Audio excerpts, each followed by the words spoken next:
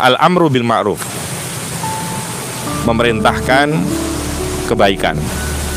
Hadis yang pertama, baginda Rasul sallallahu alaihi wasallam bersabda, "Matsalul qa'im ala hududillah wal waqi' fiha kama sali qaumin." Ila akhirih. Perumpamaan orang yang menegakkan hukum-hukum Allah dengan orang yang terjerumus ya dengan melakukan pelanggaran pada hukum-hukum Allah, itu seperti kaum yang mana mereka hendak menaiki perahu, ingin menyeberang ke satu tujuan, tapi perahunya ada satu, dan perahu ini ada dua tingkat, ada yang di bawah, ada yang di atas. Akhirnya kaum ini terbagi menjadi dua, dan pembagiannya adalah dengan cara diundi. Itu yang dimaksud dengan istahamu, ya, seperti sepak bola, itu lapangan yang mana, nah, itu untuk menentukannya adalah dengan diundi. Maka kaum A dan B ini mengundi. Nah, kebetulan A itu dapat atas, B dapat bawah. Begitu perahu ini berjalan, maka kalau orang-orang yang di atas itu butuh air, itu mudah, karena orang yang di atas itu bisa kelihatan air.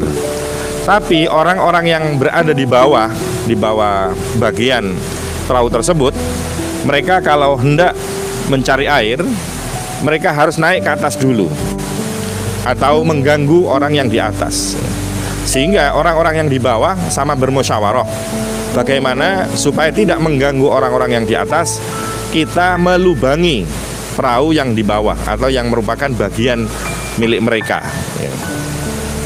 Dengan melubangi perahu di bawah, tentu saja kalau butuh air, orang-orang yang di bawah tidak lagi butuh ke atas, sehingga sesuai dengan kesepakatan yang atas adalah bertempat di atas, yang bawah bertempat di bawah.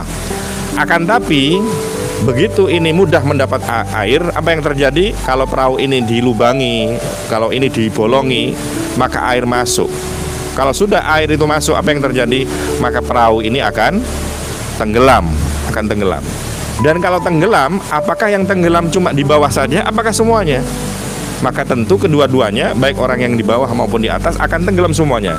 Itu maksudnya baginda Rasul sallallahu alaihi wasallam bersabda, fa iyyatrukuhum wa ma aradu halaku jami'ah.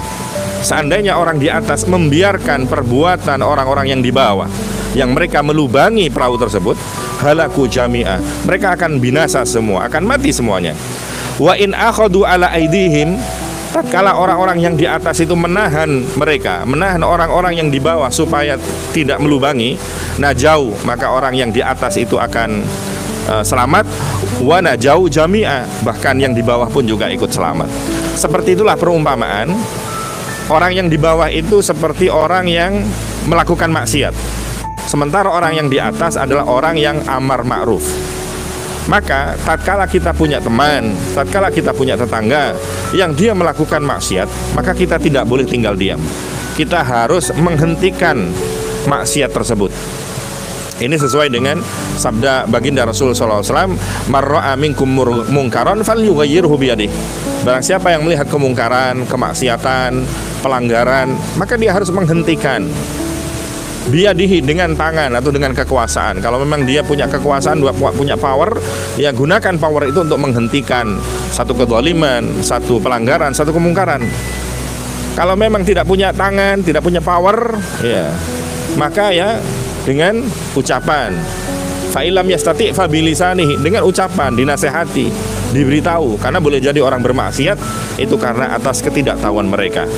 Kemudian kalau memang memberitahu pun kita sungkan ataupun tidak punya kemampuan untuk itu, maka alternatif yang ketiga adalah wa illa fa biqalbihi.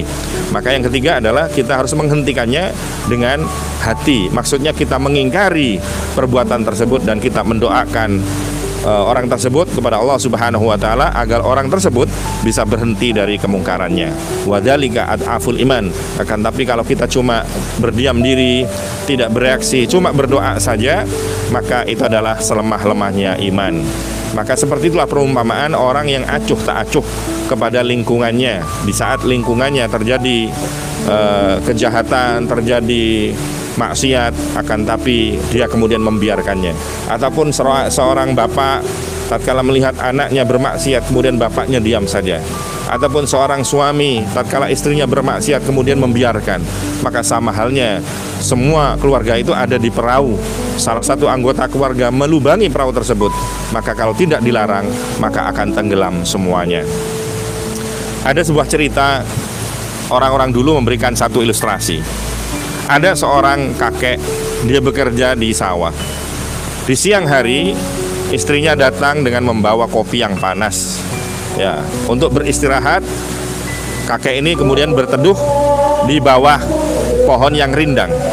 Kemudian dia menikmati angin-angin yang semilir. Kemudian dia menyeduh kopinya. Tatkala dia mau meminum kopi, menikmati kopinya, apa yang terjadi? Di punggungnya itu terasa nyeri dan sakit sekali. Dan setelah diperiksa, ternyata di balik punggungnya itu ada seekor semut yang menggigit. Maka diambillah semut itu, kemudian dimutilasi, dibunuh. Kemudian karena saking marahnya orang ini, kemudian dia mencari mana temannya semut ini. Dicari-cari. Setelah dicari, ternyata di situ ketemu lubangnya, ada lubangnya semut. Maka begitu ketemu lubangnya semut, apa yang dilakukan oleh kakek ini?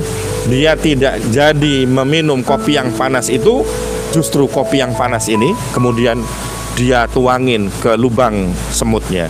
Maka apa yang terjadi? Semua semut itu kemudian binasa.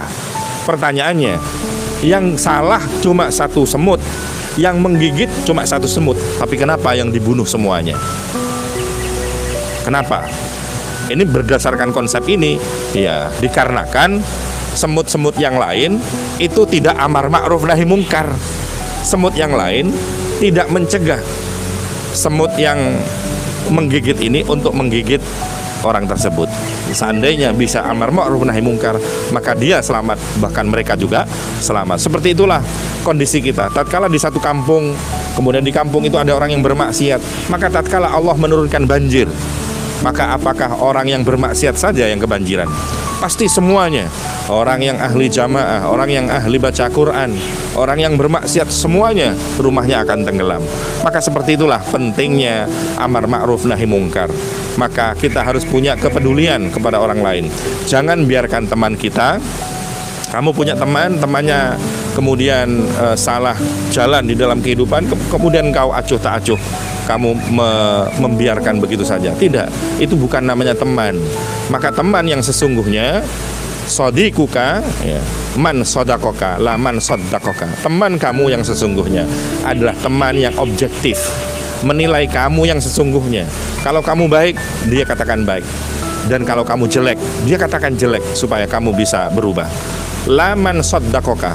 Teman kamu bukanlah orang yang selalu membenarkan kamu. Baik dikatakan baik, jelek pun dikatakan baik, karena ada hubungan teman. Inilah bukan teman yang hakiki. Ini teman yang menjerumuskan kepada kejelekan. Maka dari itu jangan tersinggung kalau seandainya kamu punya teman yang senantiasa memberikan nasihat kepada kamu. Justru teman yang seperti itu kamu harus pelihara hubungan baik kamu dengan dia, karena itulah teman yang mengajak kamu, yang ingin menggandeng tanganmu menuju surganya Allah Subhanahu wa ta'ala.